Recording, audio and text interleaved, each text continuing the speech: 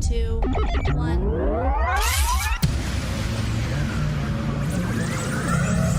Ready. Just relax and enjoy the ride. In crowd, 815. In crowd, 815. In crowd, 815. In crowd, 815. 815. Oh, good morning, Tom. Somewhere in the world, two people matched on a dating app, and both of them are using AI to write every single response to each other. That's got to be epic. I'm Greg. He's Tom. This is your In Crowd 815 podcast for the 17th day of January, the year 2026, the latest it has ever been, my friend. And he's about to say in the history of mankind before his screen completely froze up on me. So we've got a good show for you.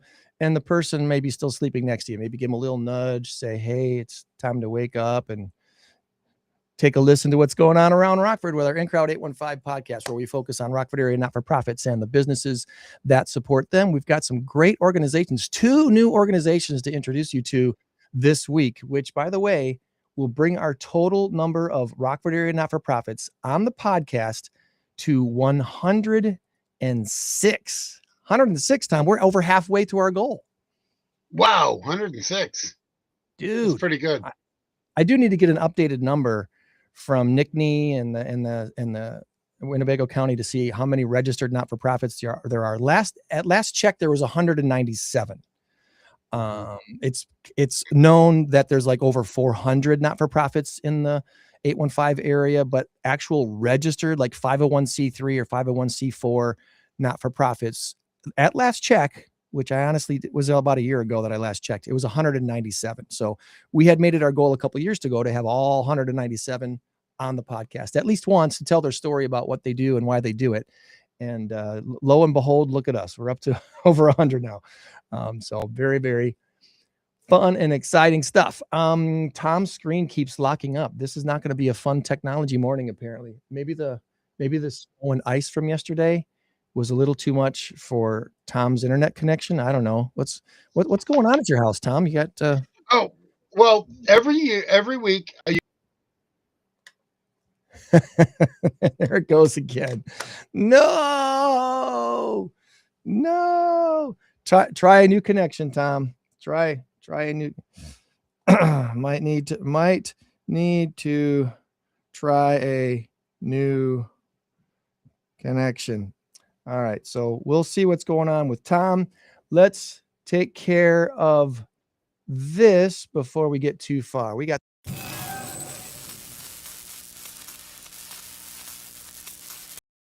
our current race to 10 has Tom in the lead by a score of 8-5, and our big number of the week this week is 7.5 million. And look what I got for you today, friends. A great big special graphic. That's right. Is the answer Lassie or Lego? Our big number of the week. So what we ask you to do every week is in the comments, put Lassie or Lego. Which one of those two things do you think has to do with our big number of the week? I got two stories. Usually each one has something to do with a big number. But the one that caught my attention the most, was it the one about Lassie or was it the one about Lego? Go ahead, put your guess in the comments. And if you are watching us today on Rumble, YouTube, or Facebook, we should be able to see your comments on our screen, at least during the show. If you're on one of the other platforms, we might not see those. Like if you're in our In Crowd 815 networking group page, that's one of the pages, because it's a group page, we can't see comments on there usually. If you're on LinkedIn, that may or may not work. So I know sometimes we get to see the comments on LinkedIn, sometimes we don't. So Restream's making all these cool upgrades and updates, and sometimes it is a wonderful thing and we're happy about. Other times it's a confusing thing and we wonder what in the world's going on. So 7.5 million, our big number of the week this week. All right. Okay, so my computer issue done. I had every week here's what I do. I put this on hotspot and I run my computer off of that because there's a lot of internet usage going on in the house. All right. I get it this morning. I pull it down, I hit hotspot, and apparently my regular internet overrode that. Then we come on the air and I had to look and it wasn't on. My hotspot wasn't on. So I went to do it and that's what the confusion was. Sorry about that. I do it every week because I've learned with this particular computer, I need to have the hotspot. I don't know why. It just works better that way. So we are back. Well, Verizon had a big outage this week too. So, but you're not, I don't remember. Are you a Verizon customer? No, I have Pure Talk, which I believe operates on the AT&T network. Yeah, you're right. You're right. Now that you mention it, I think it's the AT&T network. So. Yeah. I have no problem with Pure Talk. It seems to work pretty well. Okay. But anyway, I had such a great response to your thing too. The two people meet, and she says, "Hi, I'm Amy Ingram," and he says, "Well, I'm Alex Ignacio or whatever." I had it in my head, you know. Everything AI. If you're using AI to respond for you in personal relationships, you might have to get some counseling. I'm just throwing that out there. And by the way, their first date was at Andy and Ingrid's restaurant. So Tom. All right. I think we should bring on our first guest. What do you say? Sure, why not? Our first guest is I don't know what her actual title is with Children's Theater Project and the Youth Theater Project of Rockford. All I know is I've got this brochure that has been sitting on my desk since seeing Annette and Amy at the Coronado Theater for their events. Was it back in November? I can't remember exactly when it was, but Annette joins us now live from the road. Good morning, Annette. Good morning. Good morning. How are you? Very well. Very well. Now are you driving or are you a passenger?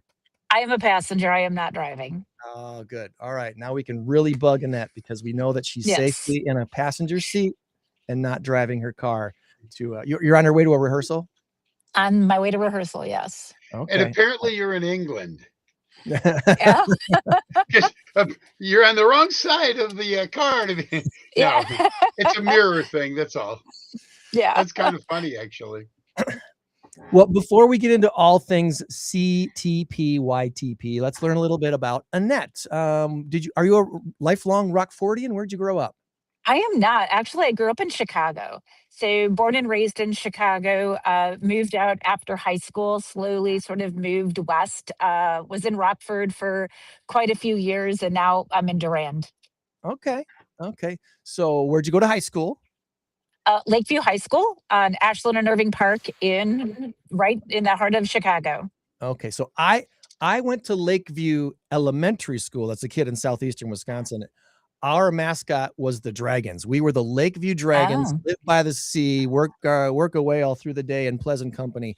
What was your Lakeview mascot? Wildcats. Okay. Kind of hard to make fun of. Who wins between a wildcat and a dragon? Oh, I'm pretty sure it's going to be the dragon. I think my money's on cats don't like fire. Yeah. I think if you have a fire breathing dragon, and not all dragons are fire breathing, from my understanding, you probably got a good chance. So you kind of made your way west toward Rockford. What brought you to our lovely 815 area? What was the motivation? Really just to get out of the city. Okay. Right. So yeah, just kept moving west. Okay. Finally settled here about 25 years ago. Okay. And that's a response I hear all the time as a realtor, is people are like, I'm done with the high taxes. I'm done with the congestion. I just want to live somewhere where, it's a little less expensive and maybe more friendly. And now you're out in Durand. So is the organization itself based now in Durand, or how is that working? No, we're still in Rockford, right downtown Rockford at the Nordloff Theater on Main Street. So we've been there for well over 20 years. We're going on with 23 years. Okay. And for those who have never been familiar with the Children's Theater Project, and people ask you about it, kind of what is your elevator speech about your little pitch about why should someone support the Children's Theater Project, and what does it do? So we are theater for all is really our motto. And so any child who wants to, take that chance, be on the stage, try something new, we're going to cast you. So we never turn anybody away. We don't do callbacks, those sorts of things. So we want to give every child an opportunity really to try theater, to shine on the stage. And actually we'll double or even triple cast a show to make sure everybody has a part. That's cool. That can be a little bit challenging, isn't it, with the logistics to Mhm. put everyone Yes. on stage? Yes, ask our costume parents. They'll tell you how hard that is when we have double or triple casts and they have to have, three different costumes for the same character. Right, right. Can you please try to cast the same size child So in each yeah. role? Would you at least try to Yeah. do that for us? Is that even possible? I mean, that's a challenge. It is a challenge. There's a lot of logistics that go into it. We are, all volunteer. So really the only staff that gets quote unquote paid is just a stipend for our directors. So that's it.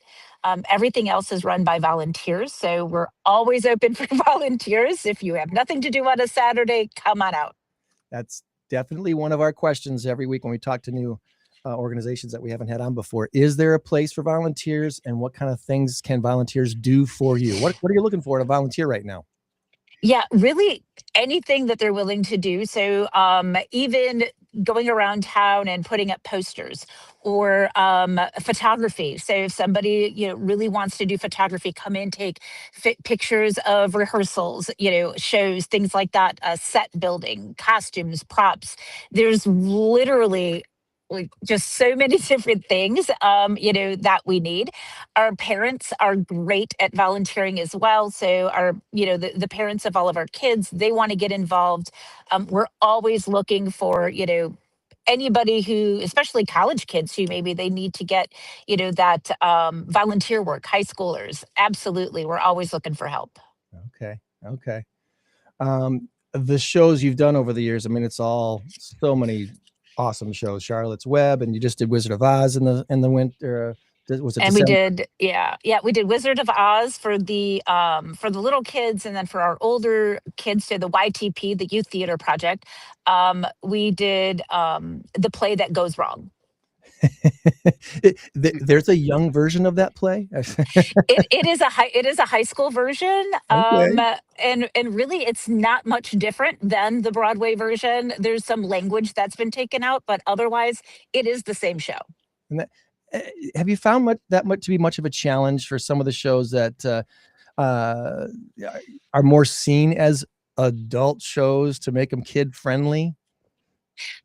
Sometimes, yes. Yeah. Yeah, it really depends on the show. And so it's really hard for us to choose as well because there are so many shows out there and so many really great shows.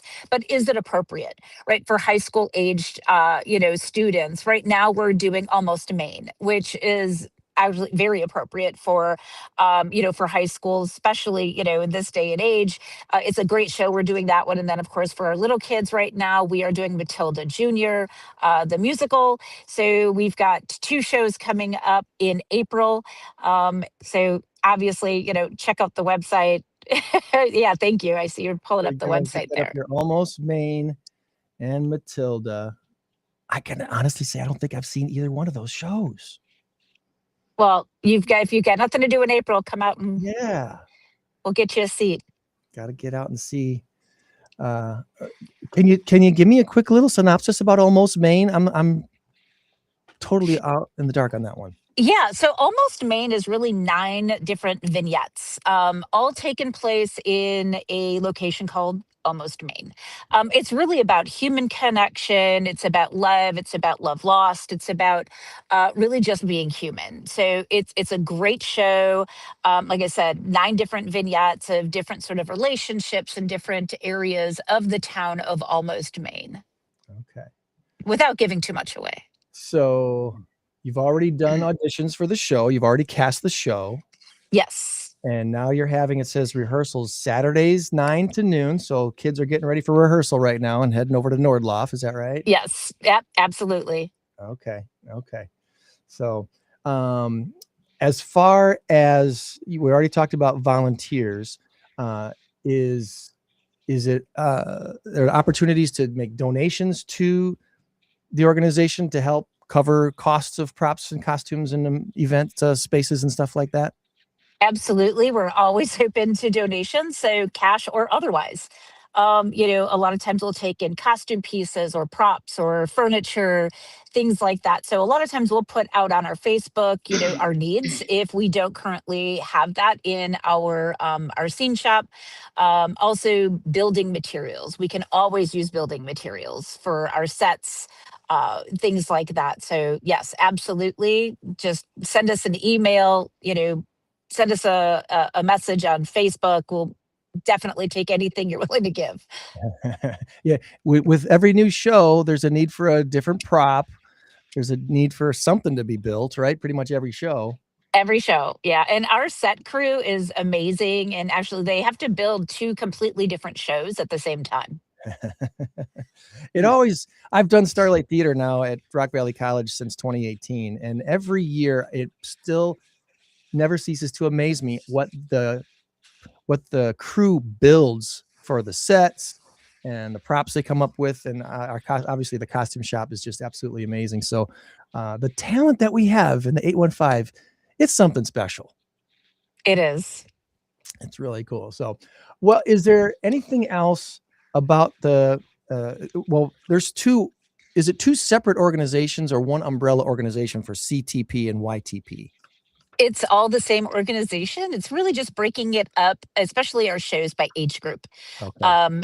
Musicals, we always do musicals for the younger group because number one, it gets more kids on the stage, right?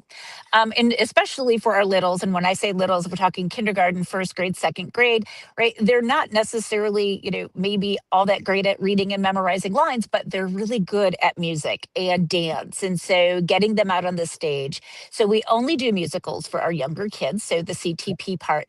The YTP, we found probably about 8 years ago, there was a big gap in theater here in the Rockford area in that there were only musicals available for that age group. And we found that there are a lot of kids that, maybe they're just not comfortable singing and dancing, or obviously, right, maybe that's just not their talent, but they are fantastic actors. So we started doing plays so that those students could come out and really shine on the stage. Maybe, they've never had a lead role before, but now they're getting those roles because it's not based on singing and it's not based on dance moves. It really is about acting. And we try to teach kids too when they're here, stage presence, how to project, right? So we're also a teaching organization to make sure that obviously when they get to junior high and high school, they're going to be confident enough to audition for their school shows. That's sort of like our goal, is really to build that confidence and literacy within the youth in our community. It's a special to become part of a community and be a part of a team that's all pulling in the same direction. Here's the show, here's the script, here's the director's vision for what we want to do with this. And now what do you bring?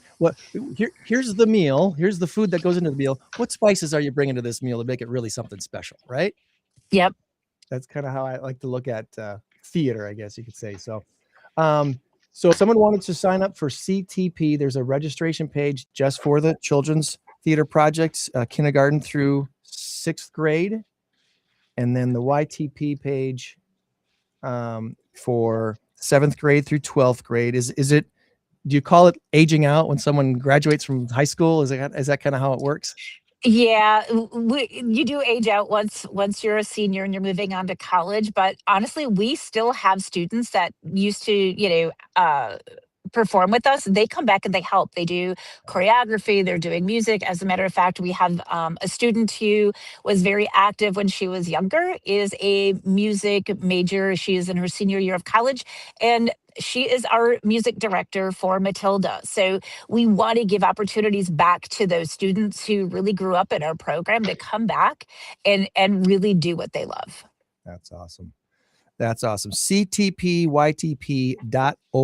If you're looking for the website, again, we got it in the chat for you. Easy to just click on it, go right to the page and learn more about Children's Theater Project and Youth Theater Project. Is there anything, Annette, that we did not ask you about this morning that you wanted to make sure we talk about before we move on to our trivia transition with Tom? No, I just want to say thank you, obviously, for showcasing us on the podcast this morning. I'm still amazed at how many people have never heard of us, but we've been part of this community for almost 25 years. So, yeah, come watch a show, right? Come out and really just, support youth theater. Wizard of Oz and the play that goes wrong was what you just did, right? Yep. So next up, Almost Maine and Matilda the music, which Matilda's pretty funny, if I remember correctly. It is, yes. Yeah, so if you're looking for a good comedy, check out Matilda. And Almost Maine with the nine different vignettes, you were saying? Mm-hmm. That should be a lot of fun. And it's all at the Nordloff. All at the Nordloff. All downtown. We've basically created a theater district downtown, almost, haven't we? With the Coronado, the Nordloff. Yep. Yes, so awesome. Good deal. All right. Well, we're gonna go and transition into our next guests, but you stay on the screen, Annette, because you're gonna help us with our trivia this morning. We need this first, though. Here we go.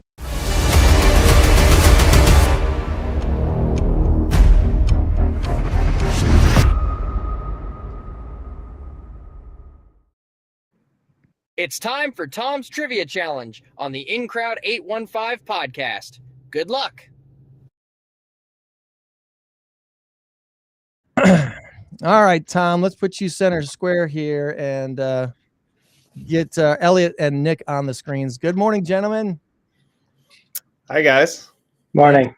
Thanks for joining us. Good morning. We're going to talk about Rockford Barbell after Tom's Trivia Challenge and 7 questions that hopefully the 5 of us can get 6 or 7 of them right. I want 4 at least. I'll feel good about 4. Anything less than 4, I might just dump on the whole show. I don't know. We'll see. What do you got? Right. These aren't that difficult. As I tell everybody, trivia is about fun, entertainment, information, whatever, mostly to have fun. And nobody's winning any big prizes here. So these are particularly easy sometimes, and some of them are a little bit hard. I don't want anybody walking away going, God, I suck. I'm horrible at trivia. No, I want you guys to feel like you know trivia. We all know trivia. We all know the simplest of questions. And sometimes when the lights are on and the heat is on, you can't come up with it. So maybe we'll change that here. All right, here we go. What were you going to say, Greg? Here's hoping. Here's hoping. Oh, here's hoping. Yes. All right, here you go. Question number 1. In the book, The Hobbit, the creatures that have come to be known as orcs were not called orcs in the book. Instead, they were referred to as what? Were they goblins or gremlins? I am totally unfamiliar. I'm out of the loop on this one. It's been a while since The Hobbit. Yeah. My daughter wanted me to watch it with her, and I finally said, sure, I'll watch it with you. And I fell asleep in 10 minutes. She was so mad at me. It's such a long movie. They're all so long. Well, once again, in the book, The Hobbit, the creatures that we have come to know as orcs were not called orcs in the book. Instead, they were referred to as what? Goblins or gremlins? Anyone got a feeling on this one? I'm totally out. I'm leaning. I'm gonna guess goblins. Yeah, I'm thinking Yes, goblins. goblins. I'm stopping you right there because you got it. All right. 1 down. I just threw Gremlins in there. I figured you'd think, well, no, Gremlins was a movie, a different movie altogether. Yeah. Yeah. All right. Here's a football question. All right. You have to think about this one. Who was the very first head coach to win 3 Super Bowls? Was it Chuck Noll or Vince Lombardi? Well, it wasn't Vince Lombardi because they didn't call him Super Bowls until 1 and 2, and then he retired after 2. So it had to be Chuck Noll. Everybody in agreement? I'm going to go with Greg. Yeah, very good, yeah. Greg. Funny thing is, you're exactly right. It's Chuck Noll. He won 4 in like 6 years. 74, 75, and then 78 and 79, I think is when it was. But anyway, the Green Bay Packers did win 3 championships in a row. They've done it twice. They did. Twice.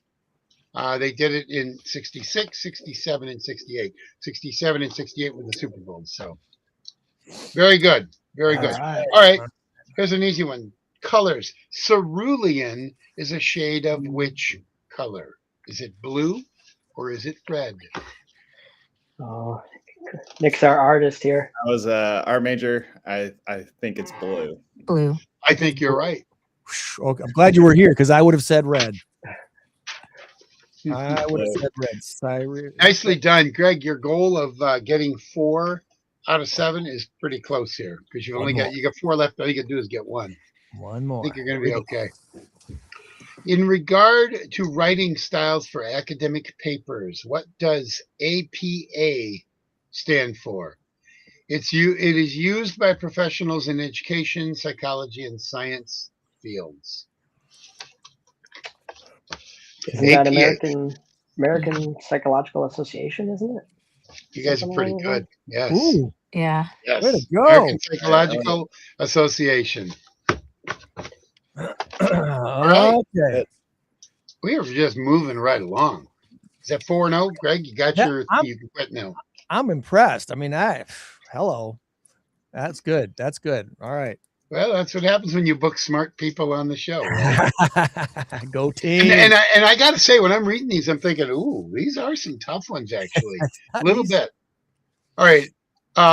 In 1902, The Tales of Peter Rabbit was first published. Who wrote it? Who wrote Peter Rabbit?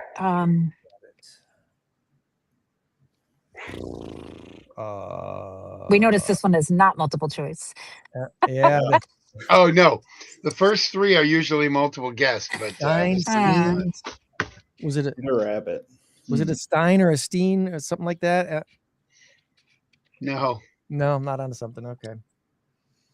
Oh, were you thinking Gertrude Stein or something? I don't know. McCormick. I don't think I have a guess here, guys. Sorry. Yeah. I have no idea who wrote that. All right, I'm going to give you a hint, but it won't count. But it'll help you get the answer. But it won't count on the score. The initials are BP. Beatrice. Beatrice Potter. Beatrice Pitts. Beatrice Potter. Beatrice Potter. Yeah. See, I knew you knew that. All right, so 4-1. I was Mr. McGregor the farmer in my elementary school play. I was that guy. Shame on me. All right. 4 out of 5. 4 out of 5. All right, here we go. What was Facebook originally known as? Face what? It wasn't Facebook. It was. I'm going to give you 2 options. I mean, was it Face Hang or Face Mash? Space Smash, if that's what they reference in the, I guess, movie. You saw the movie? Face Mash. Yeah, Social Network movie. Yeah. If that's accurate. That is correct. That is correct. All right. Oh. Yeah, it totally right. sounded something different. That's for sure. Well, that's it. We got one more. One more. All right. This is for all the marbles. Well, for some of the marbles. Hey. About 88% of the marbles. This is a Rockford trivia question, which excludes some of you because you weren't here at that time. Of course, none of us were born at that time. What year did the Rockford Speedway open up for business? Was it 1948, 1952, or 1956? I got to do some math because they celebrated a 75th anniversary before they closed. Yes, they did. They did. So, if I do the math, That'd be 52, if I do the math correctly, it should have been 1940, 48. 40 in the 40s. Yeah, 48, 46. Okay. What did you say? 48. It was 48, 52, 48. or 56. It'd have to be 48 then. Very good. Yes, 48. They did. You guys went 6-1 Wow. on a quiz that might have actually been a little tougher than it should have been, maybe. Nicely done. Good job. Nicely done. Well, Annette, thanks for joining us on your drive, and commend your driver for taking such good care of you and getting you to rehearsal on time. And we look forward to hopefully getting out and seeing some of your.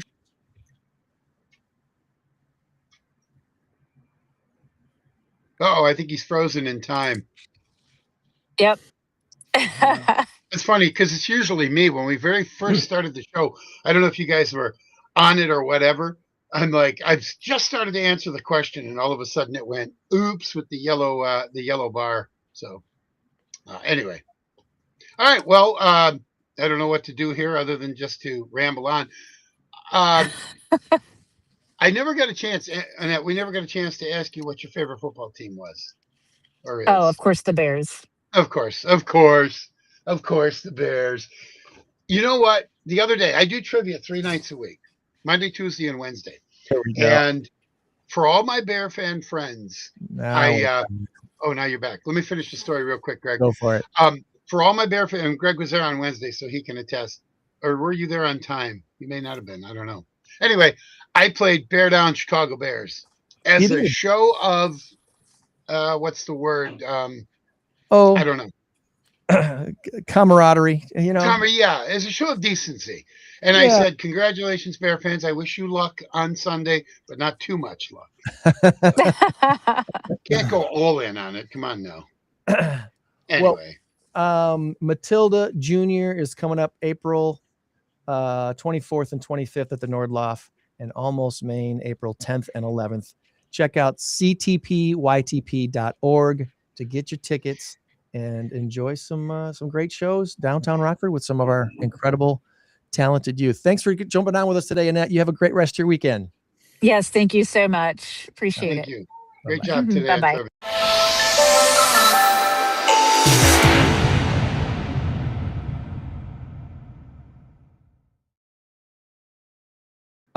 Let's bring on Rockford Barbell now. All things Rockford Barbell, and to kick things off, let's start with you, Nick. What do you say? We'll start with Nick and ask you about you. Where did Nick grow up and spend your childhood? Where'd you grow up?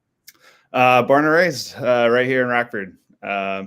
Attended Rockford Lutheran schools, went away to Iowa for 4 years of college and came right back. So been around, for a long time.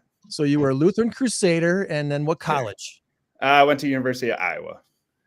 Hawkeyes. Yeah, go Hawks. I tell you what, I can't give any crap to Hawkeyes. I'm a fan of Hawkeyes. I think there's something special about the Iowa Hawkeyes. So I don't know. I like the Hawkeyes. They always can't. Go ahead. They always get the prime TV coverage for football. So even though they've got a great football program, and you can't not like the Iowa Hawkeyes. You just can't. There's nothing to hate about Iowa Hawkeyes. That's what I'm saying. Good defense, we love it. That's what I'm saying. Yeah. They might not score a lot of points, but they're tough. Kirk Ferentz did such a great job. He's still their coach, correct? Oh yeah. Yeah, he's great. He's great. I'm a big Caitlin Clark fan. I have her jersey. I have a Clark jersey. And she put Iowa basketball on the map. Iowa women's basketball. Yeah. And just one of the greatest of all time. But anyway, so what brought you? So you come back to Rockford to stay, and then besides working with Rockford Barbell, what do you do here in town? Yeah, so I studied psychology and art at Iowa. Came back. I've been a social worker for the last 13 years. So. Okay. Yeah, I've worked various roles in social work. Worked mostly with kids in kind of school systems. I did truancy right out of college with RPS. Worked in the Harlem district as a school social worker. Worked in the Belvedere school district, doing some more clinical work. But yeah, just been all around. Yeah, just doing various social work jobs throughout the area. Okay, so you are well acquainted with the need for mental health services, not just in the 815, but probably all over the country. It's been really something in the last decade to see that need come up the way it has. Do you Do you have a theory or a clinical thing to talk about why you think there's more need for mental health services in the last decade? I mean, I think there's always been a need, I think things have, I think COVID, is one thing where, especially with our kids, of just like socializing and movement, those are two things that we're all about, is like, how do we connect with other people? And yeah, just opportunities to do that, I think has been a struggle for people in general, especially for kids. So yeah, socializing is kind of down. And yeah, we need to help kids connect with one another. Stuff like theater and stuff like lifting, stuff that we're talking about today. So that's awesome. So Elliot, how about you? Are you a lifelong Rockfordian, or did you come from someone else? I came from somewhere else. I grew up born in Chicago, but grew up in Naperville. Okay. So grew up in Naperville all my life. Went to Naperville High School. Went to Illinois State University after high school to study teaching, and got a job out of college here in Rockford. Okay. Choosing between Rockford and I think it was Mattoon, and I chose Rockford, a little closer to home, and have been in Rockford ever since. Now, like 13 years. I met my wife here, raising kids here now, so here to stay, but not from here originally. Awesome. Naperville High School. What was the mascot? Naperville North Huskies. North Okay. Huskies. Yep. All right. One time in college, I played a little baseball in college, and I lost my practice jersey. I had to sing our high school fight song in front of the team to get it back, or to get another one. But yeah, Huskies. That's fair, right? That's fair. That's the Yeah. I thought it was good. Nice move. I'm guessing a couple of the teammates conspired to grab it. We're going to make them sing to get it back. They'll act like you lost it. They did take my cleats on a road trip and hid them from me to prank me. I showed up to a game. I was like, I don't have my cleats. But maybe they did that too. I don't know. Yeah. Well, so when people ask you guys about Rockford Barbell, what, I've never heard of this before, not a clue what you do. What do you tell people about Rockford Barbell? Well, I can say we start with our mission. We make it clear, people see Rockford Barbell, they see kind of these weights on here. Our mission is to improve kids' social and emotional skills. Okay. And we do that using movement and how we define trauma-informed practices. So we're working on kids' mental health using movement. And one of the foundations of trauma-informed practices is connection and relationships with other people. So yes, we do have a weightlifting program. It's kind of like our bread and butter of a program we offer. We also offer a yoga program. So we're telling people that getting involved in Rockford Barbell is a way to get your kids involved with other people, building positive connections with people, and staying active and connecting with your bodies. And like Nick was saying, I mean, that's what our society, I think, as a whole is just lacking right now. Is we're doing these desk jobs. We're sitting, in sterile rooms. We're not getting much sunshine. We're not getting much activity. It's got to affect our mental health, doesn't it? Oh, for sure. Nick and I, Nick mentioned his background of social work. I was a school teacher. I taught special ed here in the Rockford Public Schools for 11 years. So we really blended those years of experience, seeing the need for kids' mental health, and how it impacts relationships, how it impacts behaviors, how it impacts their ability to engage in even learning, and wanting to provide an additional opportunity to work on those skills. And that's particularly beneficial for youth. Adults, as we grow, most of us, we're able to do more traditional methods of, let's say talk therapy. And for kids who are still learning their bodies and learning what are these sensations, in my bodies, what does it mean, these feelings, in terms of anxiety or depression or just frustrations, anger, sadness. it hasn't impacted us, and giving kids an alternative way to work on those things, work on those feelings, is what we're all about. Yeah, I often attribute my obviously blessed with decent health, with decent genes and that sort of thing. I got a good, pretty healthy parents, but lifting as a teenager did something for my physique that I would not have had otherwise. You know, it helped me overcome some stuff that you know, just the challenge of lifting a little bit more, the workout of it all, to get the muscles going and to train them into doing things that they maybe didn't want to do at first, you know, and pushing it a little bit farther. There is, hey, do you see if they're at like an age where it makes sense to start doing stuff like that? Is there an age that's too young to start doing stuff like that? What is your thoughts on lifting and muscle type workouts for youth? So, yeah, I mean, movement is obviously good at any age. Things like our program started at 10 years old. So both of our yoga and our weightlifting started at 10. But movement's important from birth. You know, we talk about this, any movement that promotes, you know, rhythm, repetition, right? We experience that in the womb. But then, you know, doing these things, it keeps us regulated emotionally. So, you know, for younger kids, it may be a different practice. But then, you know, we think we have, lots of kids that start at 10 years old and are able to do this kind of through their middle school years and beyond. Okay.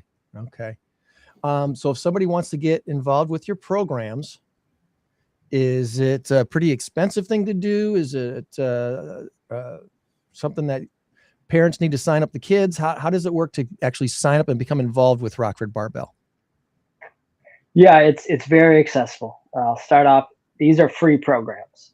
We're funded in large part by the Winnebago County Community Mental Health Board and our half-cent sales tax here in Winnebago County that has to go towards mental health programs. That money, we're an organization that gets some of those funding to be able to provide free mental health programs for kids. So it does not cost anything. We run our programs in 6-week sessions where there's like a clear beginning, a clear end. Kids come 2 to 3 days a week, depending on the program during those 6 weeks. And then we take a break for a registration period. So yes, parents do register kids. We do an orientation with our new families to help them understand, you know, our mission and what to expect when participating. And then there's, you know, obviously some intake information to get background information to really know how can we help your child, not just in our program. Maybe it's at school, maybe it's with relationships, and we give some information to meet the needs of each child. And then we work with them for 6 weeks, and then kids can continue this cycle. We've been doing this work for 6 years now. We have some kids that have been with us for just about that long now, which is really, really cool to see them over the years. We also have a number of kids that will be with us for a little bit, then they'll be ready kind of emotionally and relationally to do other things, you know, whether it's take feedback from a coach at a middle school program, or maybe they're ready to try to do that school play, and then they can come back to us. So kids can continue with us as long as they like, working in that age group of 10 to 18. Okay. All right. Look, we're looking at your website. Thank you to your sponsors. Obviously, you mentioned the Winnebago County Community Health Board and what they do for you guys. And thanks to these other sponsors that are listed on the screen here. If somebody wanted to donate to the cause and help you guys do what you do, there's a page on there for that. What have you found here recently that you've been seeking donations for? Is there equipment needs? Is there facility needs? What are the biggest needs right now on Rockford Barbell's list? Yes, and yes. We're very upfront. You know, the greatest need, this funding continues to help provide this free service. We don't want a parent in need for their child to have that make that decision of, yes, I want these services, or I need to get my tire fixed, or whatever it may be. So it helps provide free programming for our kids. We're also expanding into school-based programs, you know, getting rid of that barrier of transportation that a lot of our families face. of having to get to our facility after school. So funding is helping us expand that service in terms of staffing and getting people to do those services, and expanding into school-based services in more schools adds costs as well. Adds costs for, like I said, for staffing, for equipment, oversight to be able to, make sure things are aligned in terms of curriculums and data collection and program development. So funding helps with all of those things as we expand. We have lists of things that we want to get into in terms of maybe increasing or changing our age, not changing, but adding to our age group, working with young adults, or maybe working with younger kids, or having parent programming. There's a lot of ways that we can use this model and expand it as support grows here from our community. Okay. How young is too young as far as kids getting involved? You may have said that and I may have missed it. Yeah, we start at 10, but like Elliot said, like we'd love to offer some kind of different programming. We're able to do 10 through 18 as a whole group right now. We have high school kids working with high school kids and middle school working with middle school, but they're in the same room. I think if we were to do younger programming, it would have to be a kind of a separate offering, similar to our previous guests. They have a younger kid program and then kind of an older kid program. But yeah, 10 years old is where we start. Shout out to your staff this morning, Mary and Liam, Monquetta. Yeah. Monquetta, Austin and Stacy. Are they all there weekdays? What is kind of a staff involvement with your programs? Yeah. So these are part-time staff. They all have a number of experience working in schools or mental health. So these are highly experienced staff that balance jobs. I mean, RPS, Belvedere School District, mental health professionals. So yeah, they're taking on this extra kind of work in the afternoons and help us out with some of the after school programming. Cool. I know there's two other things I wanted to ask you about. One was with the lifting aspect of what the youth are doing. Are there competitions? Are there meets? Are there anything like that these kids get involved with or can get if they choose to? Yep, there are. We do take kids and show them that side of things as well. We're a sanctioned USA weightlifting club, that governing body. So we take kids to one or two meets a year. We host a meet. We just had a meet actually last weekend. We had 3-time Olympian. His name is Kendrick Ferris come join us and being part of the weekend. So that is a side of things. And weightlifting, the type of lifting that we do Olympic style weightlifting. And the discussion and the framework that we give our kids around it is that this is a way to challenge yourself and to really develop self-awareness of not only how am I moving, but am I challenging myself on a kind of daily basis?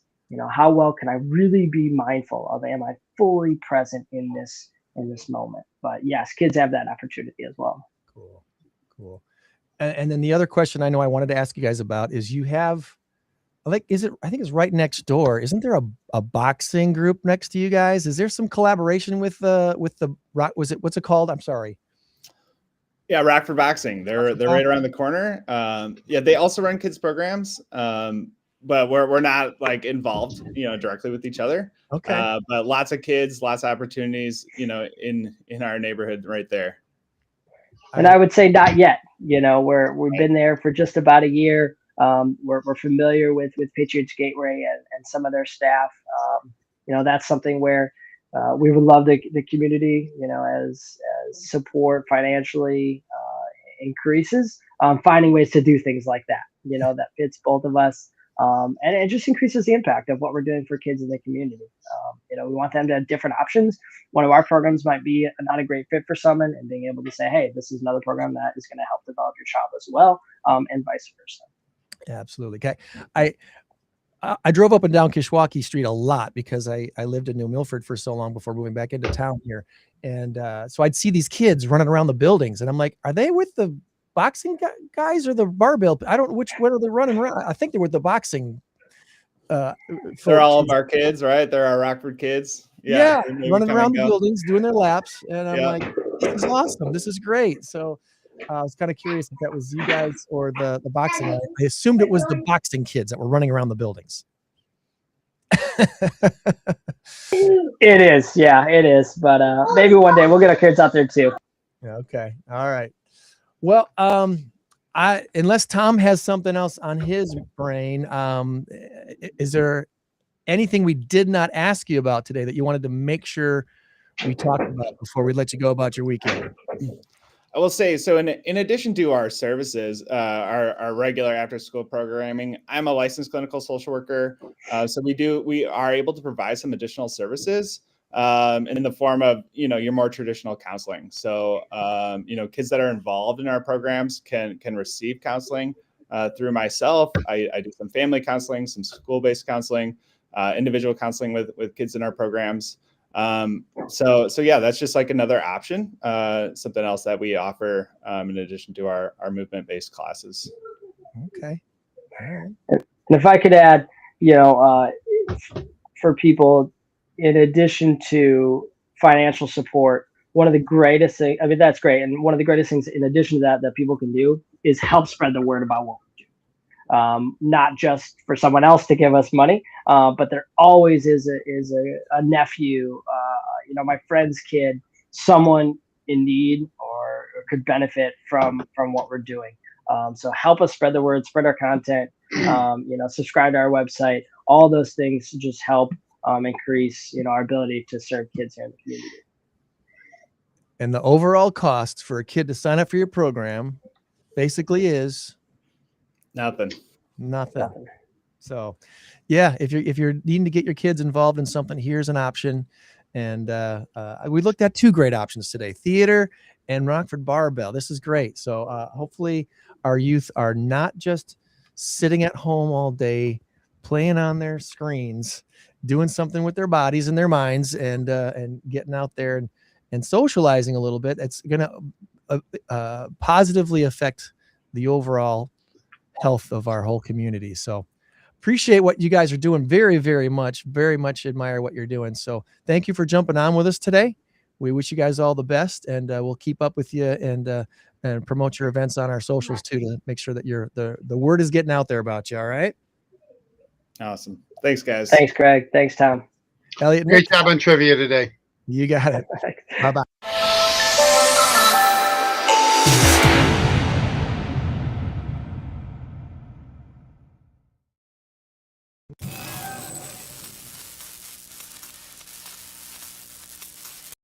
Our big number of the week this week is 7.5 million. And this week, the answer is it Lassie or Lego? I really like our special graphic today. Isn't that wonderful? You sent me your guess, but I got to remember what it was. So I'm going to bring back up my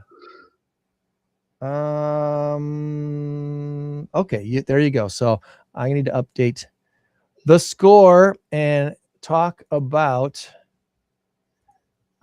we all remember Lassie. Lassie saved the kid from the well, all the things that Lassie could do without being able to talk. The super intelligent collie Lassie saved kids in trouble. The fictional concept, though, of communicating with dogs is closer to reality than we think, Tom. This is kind of amazing. There's a pet tech startup called Tracey, Traini. Tracey is the name of this startup. And they have a smart collar, costs $700 to buy a smart collar. And they say it helps translating dogs' emotions into human language. It tracks signals like barks and heart rate, and it uses AI models that are trained on behavioral data and insights from over 2 million dogs, hundreds of peer-reviewed studies, comparing these signals to recordings of humans expressing similar emotions. And they're saying they're above 90% accuracy.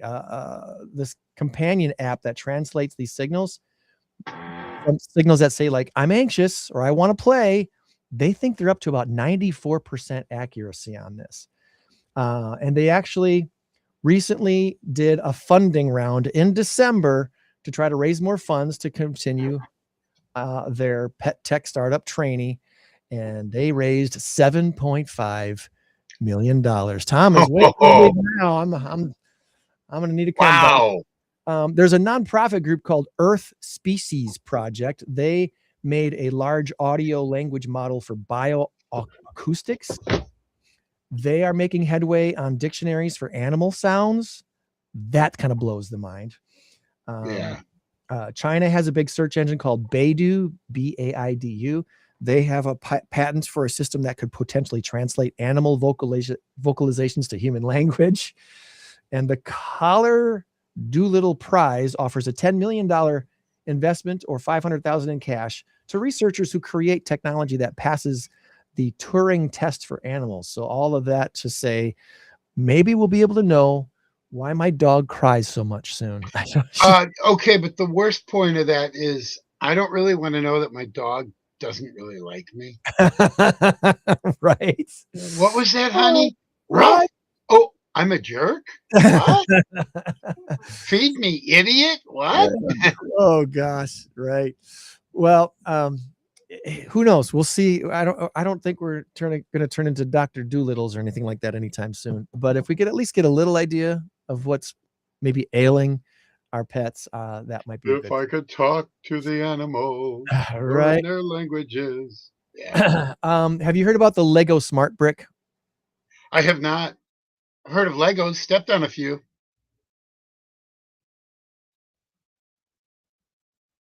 Uh-oh. I think Greg is frozen in time once again.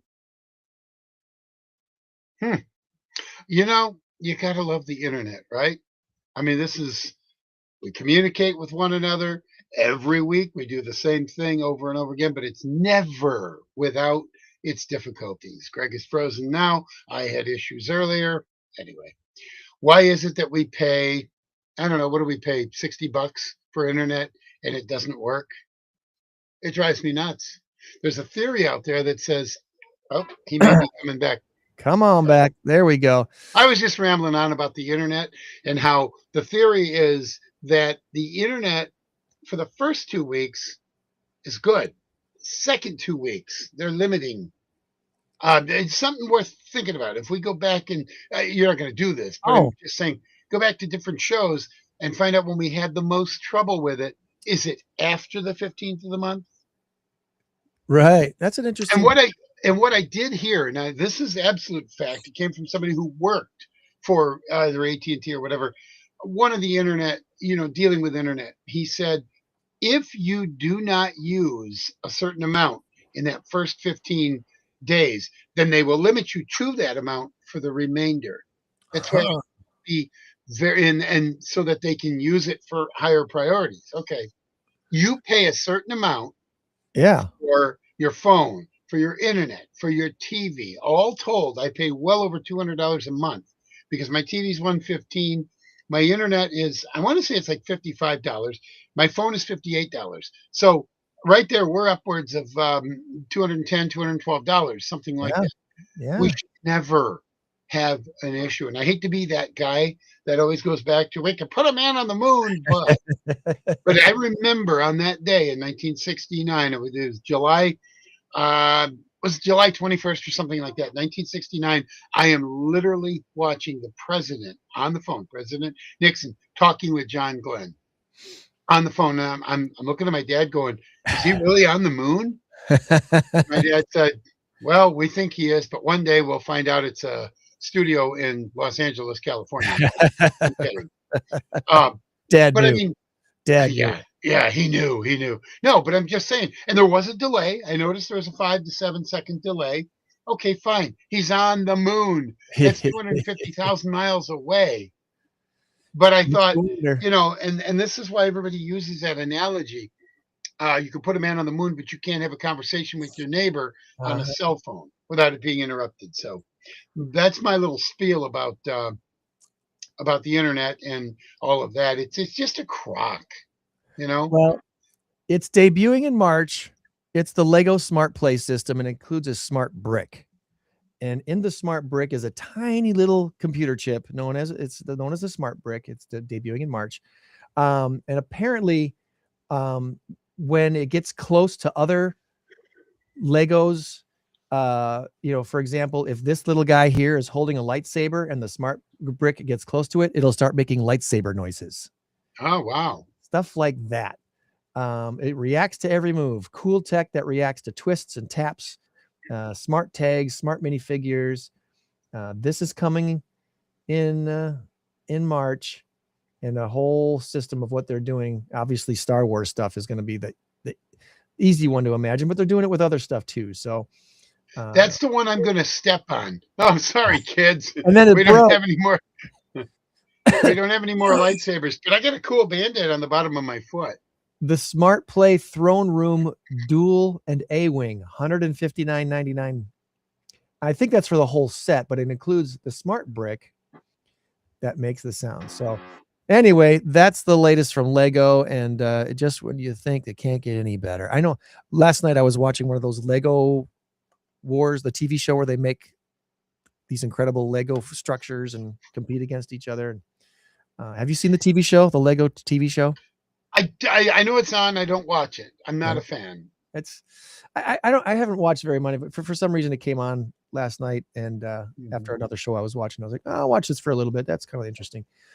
What are they going to do with these smart bricks now? That'll be the new twist for next season. So let me, if I may, revisit what I was just talking about, my little ramble. I have DirecTV Stream. I love my DirecTV Stream. I rarely have any issues with it. Very seldom. There's never any buffering. I mean, every once in a while, but it's very rare. Like maybe once every 2 weeks or something for 30 seconds. Okay, fine, I can live with that. Because it is technology, and technology is it can be somewhat difficult, somewhat fickle. Anyway, so I love my DirecTV Stream. It's not DirecTV's fault. It's not Dish Network's fault. It's not cable's fault. It's the system. It's the way we are now. It's what word am I looking for? It's the sign of the times. Sign of the times, yeah. So the age we live in. Okay, so, but I pay $115 a month for DirecTV Stream. The reason I did that is because I had Sling. I loved Sling. But Sling made you go out of Sling to change the channel and then come back in, and it was a pain in the butt. You're right. Changing channels was a bit of a pain. Maybe they've corrected it by now. I've had Dish Network, not Dish. I've had DirecTV for 2 years now, almost 2. April will be 2 years. I may go back to Sling because I got Marquee Network. Sling didn't carry Marquee Network. Direct Stream did. So I switched, and I'm kind of glad I did, except the Cubs disappointed me. I'm not getting Marquee Network this year.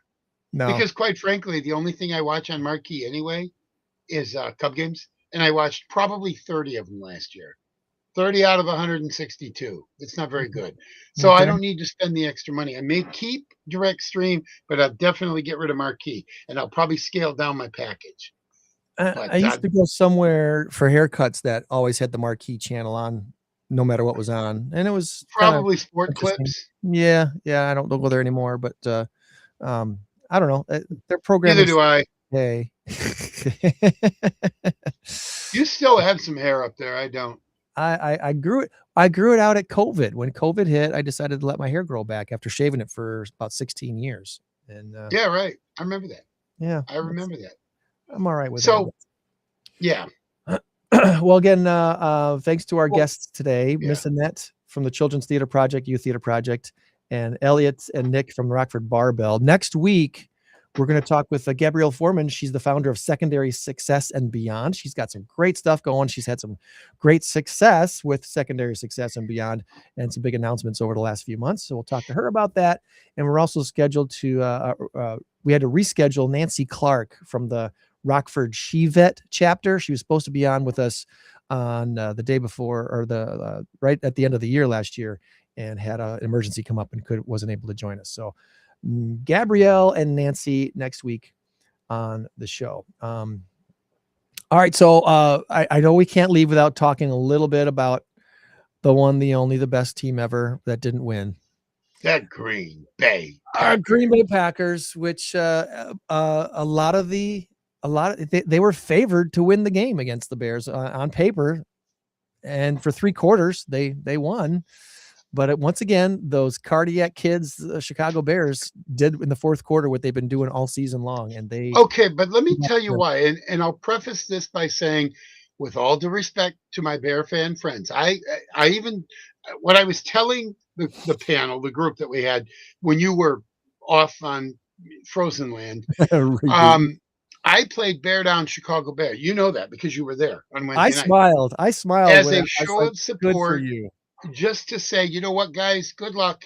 I'm glad for you guys. I got a friend. I got several friends who right now are going through cancer, and they're Bear fans. And you know what? If the Bears won the Super Bowl, it would be great for them. I don't really want to see it, but you know what? If it helps them smile and all of that, then you know what? That's good. It's okay. One of my mindsets over the years has been when my team loses, especially in the playoffs, it makes me feel a little bit better when the team they lost to wins the whole thing. Because then my team can say, we only lost because we lost to the best team of the year that year. Okay. Okay. So having said that, this is what I'm going to say. We give the Bears a little too much credit. Here's who gets the credit. Ben Johnson. He's a great coach. He keeps them motivated. Mm-hmm. He keeps them up for the game. He says, you will play 60 minutes or you won't be on this team. I don't know if he actually said that, but this is exactly what the Bears. That's the attitude you get from him, yeah. Dennis Allen is a really quality defensive coordinator. They don't have a very good defense. He squeezes every bit of blood out of that turnip or out of that cheese wheel or whatever. Well, however you want to. There's two teams like that this year, the Bears and the 49ers. Oh, 49ers yeah. are decimated with injuries, and yet they continue to find ways to win. They do. Oh, and if they make it to the NFC Championship game, which would actually be next week. Ooh, I got to get my pool going, don't I? If the Niners beat the Seahawks, it'll be in Chicago if Chicago wins. Fred Warner comes back, though, possibly. He started practicing last weekend. So you never know. We'll all right. So what I was going to say is we're giving the Bears a lot of credit. They won that Cincinnati game, and they had no business winning it. They won the New York Giants game because Jackson Dart goes down and Russell Wilson comes up and just vomits on the 50-yard line. Bad again. Yeah, so bad. There's no way they should have won those. They lost. They won both of the Bear games that they should not have won. And you ask any Bear fan, and they'll tell you, the Bears really should have been 10-7 this year. They won a couple of games they had no business winning.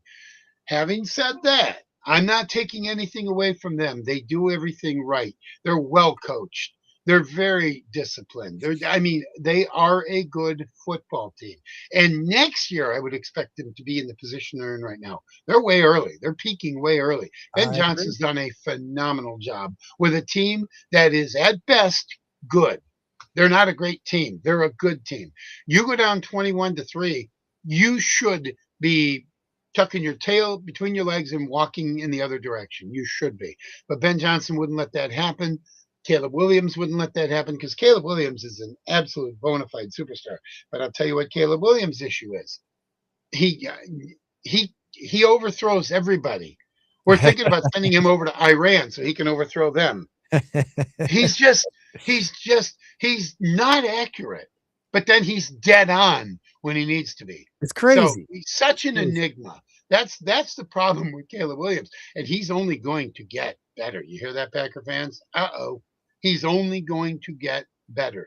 That team's going to be around for the next 5 to 7 years, but then they're going to have to start paying guys. And that's always the downfall for a lot of teams, which is one reason why Green Bay always seems to be in the thick of things. One reason why Pittsburgh always seems to be in the thick of things. They'll get rid of guys that have been around for a while, although Pittsburgh's a fairly old team now. But they've done well with their salary cap. But teams like Green Bay, they'll get rid of guys before that second contract comes up, and then they'll find a new rookie. They do a very good job of drafting and teaching. And this is why the Packers, but mediocrity doesn't win Super Bowls. No, it doesn't. No. The 49ers are going to face this when they have already paid Brock Purdy. They've paid a lot of guys, but they're getting old. They're getting old. So their window is closing. Bears window will close in 3 to 5 years if they're not careful. If they are careful, maybe they go 7 years. And that's, of course, assuming Caleb Williams doesn't get injured. I don't wish that on him. I do not wish that on him. The league is shifting in a big way. You've got a lot of young quarterbacks coming into their own. And what do we got now? 7 or 8 teams changing head coaches already? Yeah, well, here's who you have left in the playoffs. You have Sam Darnold. He was on the scrap heap for 5 years. He was drafted by the Jets. He was nothing. A good quarterback in bad organizations. Then he went to Carolina. He was nothing. He finally ends up in Minnesota. And I'm thinking Minnesota's scratching their head going, whose idea was it to let him go? You know, because Seattle's like, thank you. Thank you, Minnesota. If they'd have kept him one more year, they'd have been in the mix. So Sam Darnold, you've got Caleb Williams in his second year. You got Bo Nix in his second year. You got Drake May in his second year. You got Brock Purdy, who was Mr. Irrelevant. That means he was pick number 278, 277, the last pick in the draft, Mr. Irrelevant, which I don't put any stock in that because Kurt Warner was never drafted, and he's a Hall of Fame quarterback. There's a lot of guys that were never drafted that went on to become superstars. So that's whatever. And who else do you have? You've got C.J. Stroud, who's only in his third or fourth season. You know, and then there's one other one. Who else am I missing? Matthew Stafford. He's the old man of it all. Yeah, he's already won a Super Bowl, but he's the old man, and he's doing it with some younger talent. He's having an MVP year. It's like he was considering retirement. You know, it's like I know. What is he going to do if he wins MVP? If he wins a Super Bowl, does he ride off into the sunset, or does the head coach Sean McVay talk him into staying one more year and run it back? Here's what I think happens. The Rams have 2 number ones this year. For however, I don't even know however that worked out, but they got 2 number ones. You trade your second number one or your first one number one. I don't know how you do it. You trade one of those and maybe throw in a second to get a higher pick, and you grab your next quarterback. That's the way and then that guy, whoever he is going to sit behind Matthew Stafford and learn for a year. Yeah. And then move right in seamlessly. Stafford seems like the kind of guy who might be cool with that idea. I think Stafford would. He will have won. I'm assuming they will win the Super Bowl this year. I don't think they will, but I'm assuming if they do, well, they get as good a shot as anybody. You got to get past Chicago tomorrow, and that's not going to be an easy task. Although Chicago's defense has been exposed. You look at that 49ers game. Even the Bengals game that they won 47-42. That last play of the game, Colston Loveland over the middle, he gets it at the 45, breaks 2 tackles and runs it in for a touchdown. Bears win. That was crazy. I'm watching that going, what? What just happened here? So, anyway. As far as you and I have talked about Matt LaFleur. I want him gone, and I'll tell you why real quick. Like I've said this 100 times, so I'll say it for the 101st time, and then I'll be done. When you come out, and it's I haven't actually said it here. When you come out in the second half and you're up 21-3, and you are absolutely beating the Chicago Bears, and I look at my son just before they kick it off, and I said, dude, I'll tell you what's going to happen. They're going to run Jacobs up the middle. He's going to get stonewalled. Then they're going to run Jacobs again. He's going to get stonewalled. Then they're going to be forced into a 3rd and 8, and he's going to throw an incompletion because they're going to blitz him. That is exactly what they did. Yeah. The next, and you know how I know this was a bad set of play calling? Because they stacked the box. You go back and look at it. There was something unusual. I'm looking at it going, what are they doing? It looks like a 3rd down, 3rd and 2 situation where they're stacking the box here. They're stacking the left. And that's exactly what they did. They knew what was going on. They knew that they were going to run Josh Jacobs up the middle, right into the heart of the defense. He got 1 yard. The second play, he got 1 yard, maybe even lost a yard. Now it's 3rd and 8, 3rd and 9. Gee. Football 101 says you're going to pass on 3rd and 9. Unless you're really good at play action and you can kind of not play action because then that means you're going to pass. But unless you're really good at disguising something and then you have Jaden Reed come around and grab the ball and go. That's a worthwhile play because they're not expecting it. Yeah. But they knew we were going to pass. They brought the house and it was an incompletion. 3 and out. the next drive after the Bears came back down and scored a field goal. It does two things. Number one, you don't score, they do, but it also keeps your defense on the field. The entire third quarter, And the they defense wore was on the field for most of that third quarter. That's how the Bears scored 25 points in the fourth quarter. Yeah. Because the Packers were tired. Matt LaFleur, I don't know how he can't figure out when you have a team down, you go for the knockout punch. You know what I would have loved to have seen? And I realize this is after the fact because we all have 20/20 hindsight. But what I realize is check this play out. You come out, you see that the thing is stacked. You know they're going to do that because every single team does that in the second half. This is why the Packers can't seem to get their footing in the second half. Here's what you do. You give the ball to Josh Jacobs. He stops. He turns around and flips it back to you. And you got Matthew Golden going down one side. You got Christian Watson going down the other side. No one's paying attention to him. One of them goes short. One of them goes long. And you pick the one that you're going to complete it to. And there you go. And if you're lucky, you're going to get a 30-yarder. But the Bears are going to be back on their heels going, oh, God, we didn't see that coming. We thought for sure they were going to run the ball. And then Jacobs gets the ball, turns around, flips it. I'm telling you, because you go back to the Denver game when all they had to do was complete that pass, the one that injured Christian Watson and Patrick Surtain jumps in and grabs it. We complete that pass, even if it's just a completed pass, we're going to score in that drive. And it was 23-14. Even if we get a field goal, it's 26-14. And we scored out of the half. But instead, it was an interception. Yeah. Denver comes back and beats us and beat the pants off us, 34-26. They really took it to us in that fourth quarter. Yeah, anyway, these are all coaching issues. And the other thing too, Keyshawn Nixon, I'm ready to say bye-bye Keyshawn Nixon. I'm ready to say bye-bye Rashawn Gary because he's lazy. He doesn't run after the ball. You can see it on video. Keyshawn Nixon jumps over the top of the pile for a 15-yard penalty. Yeah. This is coaching. Yeah. Rich Bisaccia needs to go because every loss we've had, every playoff loss we've had in the last 3 or 4 years is on Rich Bisaccia. The missed field goals. And he's not kicking them, but we should have kept Lucas Havrisik and gotten rid of Brandon McManus. It's like he got the yips. He missed 2 field goals and an extra point. What did we lose by? 4 points? He kicks the Green Bay Packers record distance field goal and they let him go. Yeah, he did. 61 yards. All-time longest. I mean, we've had John Stenerud, we've had Chester Markle, Ryan Longwell, Chris Jackie, Mason Crosby.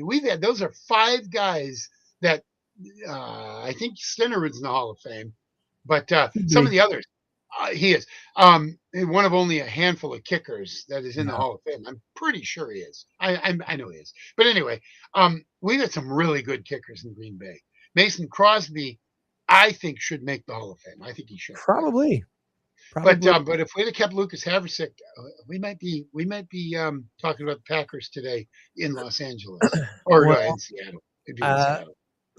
What I often consider to be the best weekend of NFL football is this weekend because these divisional round games are typically the 8 best teams of the NFL season. This is it. So.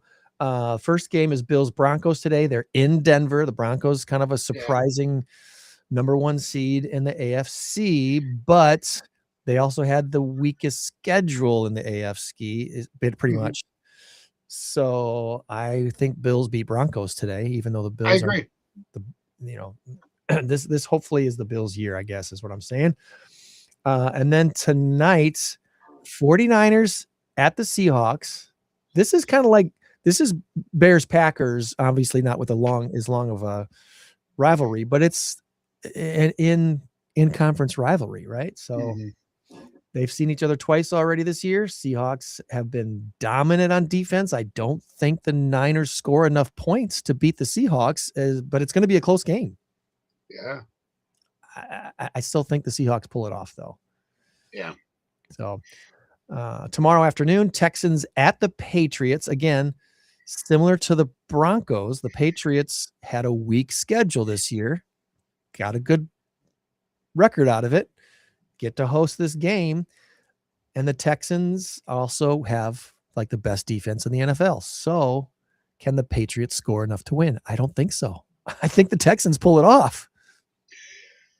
I kind of think they do too, but I think it's going to be an extremely close game. Although I will say this, Mike Vrabel is a far better coach than DeMeco Ryans. DeMeco Ryans is okay. He's pretty good. They didn't exactly have a worthwhile opponent. I mean, Pittsburgh, they hobbled in on one leg. Not that they were injured. They just weren't that good. They had some injuries. Everybody has injuries. But I just think that Drake May is really, really good. I think it's going to be. I do think it's going to be Denver and New England. I know I said I think the Bills can win, and I hope the Bills win. But in my heart of hearts, I do kind of think that Denver's going to win, and I think Houston's or New England's going to win. If you're picking coaches, it's Denver and New England. Absolutely, that's kind of where I'm going with that. But if you're picking players, I'm picking Bills and Texans. I'm hoping for Bills and Texans. I think I am, or at least Bills in New England. Yeah, I'll say Bills, New England, and that game would be played in New England, of course. That would be pretty epic. And then, of course, it gets us to tomorrow night, Rams at Bears, and again, should be an epic game. The Rams will be leading when the fourth quarter starts. Will the Bears be able to pull it off again and come back? You can only bank on that so long. That whole, you can really only bank on it for so long. And I just think the end of the road is coming. And I'm not necessarily rooting for that. Well, I kind of am. I don't want the Bears to win, obviously. But I think the end is coming because they've done it. I don't want to say with smoke and mirrors, but kind of. But that Cincinnati game. They've had their got the gift miracles of a lifetime handed to them. The Giants game, Jackson Dart goes down, he's kicking their butt. They're up 24-14, I think, or something like that. The Packer game, both of them, they had no business winning those games. And again, I'm not taking anything away from the Bears. I'm just simply saying they had no business, and they'll tell you that. Because I've had enough conversations with Bear fans. And then there were 3 or 4 other games that just like, really? Seriously? How did that happen? Well, my prediction for the Rams-Bears game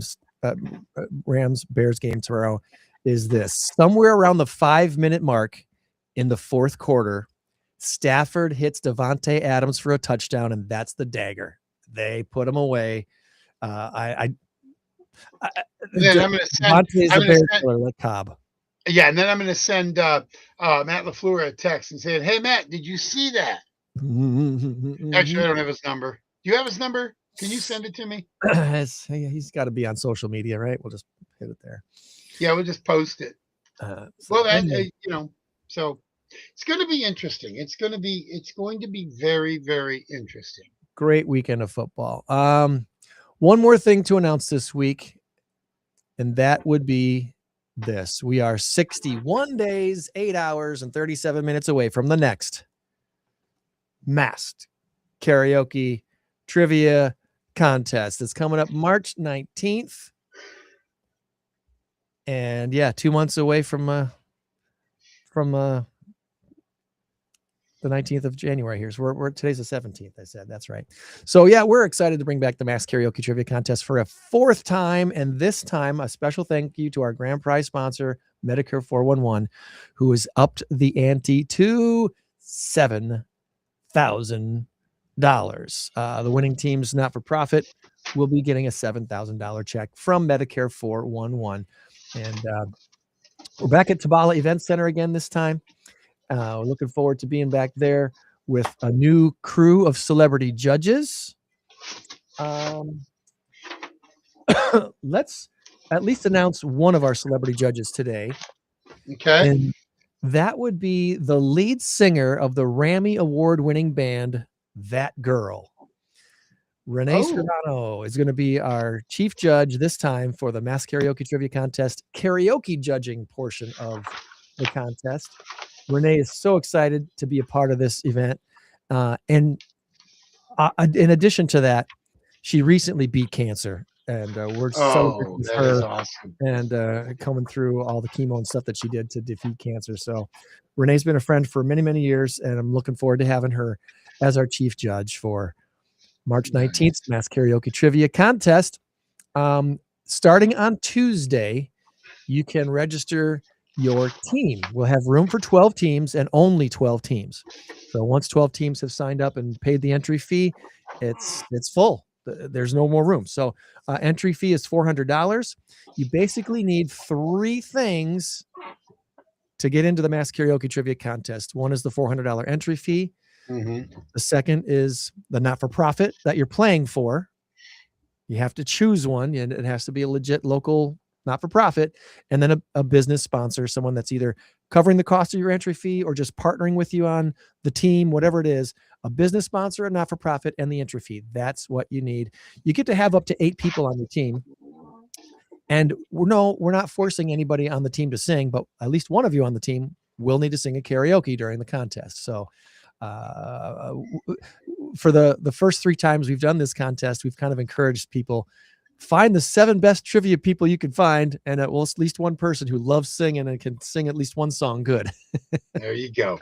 I have a friend of mine and her husband. They are going to be probably at the January one. I'm not going to give you names or anything because I don't know for sure. And they were looking for. Oh, you're talking about the NAMI trivia? No. For ours. Oh, but I told them, I said, you have to hook up with a non-for-profit.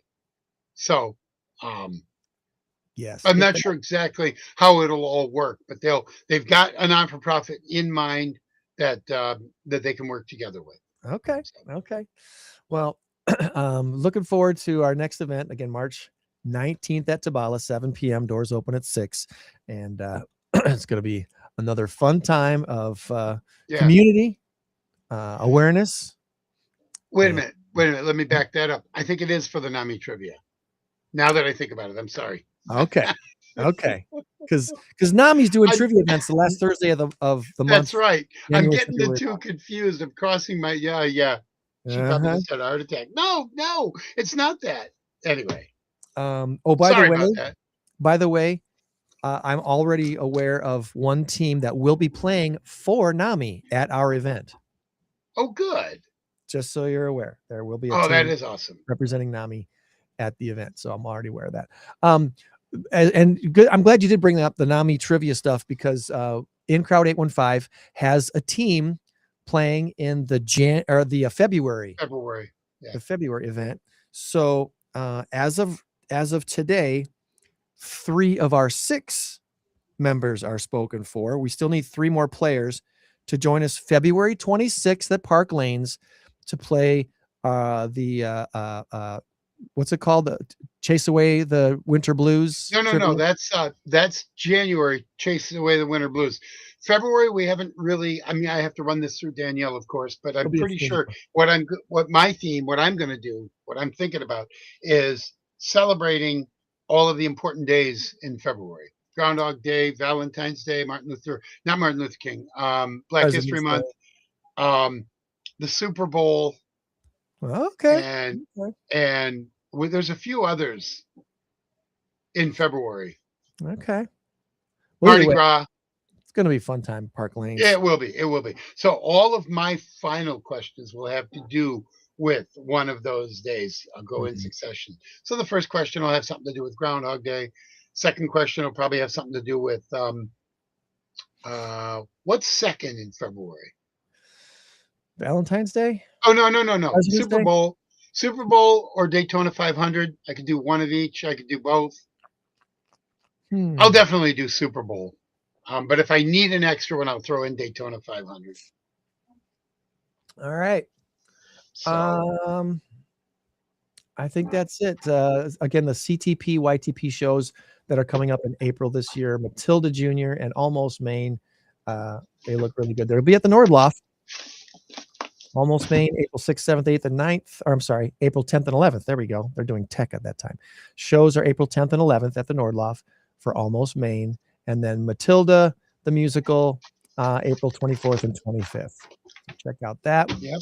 And then Rockford Barbell's got all their cool stuff going on. RockfordBarbell.org. It was fun to learn about those guys and what they're doing. I'm so happy for the different opportunities that our youth have here in Rockford, including that getting involved with Rockford Barbell.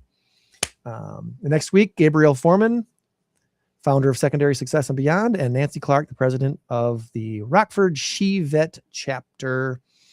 And I think that's going to do it, buddy. I guess so. Remember, friends, you change the world when you help one person. Be a blessing to someone today and every day this week. We'll meet you back here next week for another In Crowd 815 podcast. Later, buddy. Bye. Bye. 815 in crowd. 815 in crowd. 815 in crowd. 815. 815.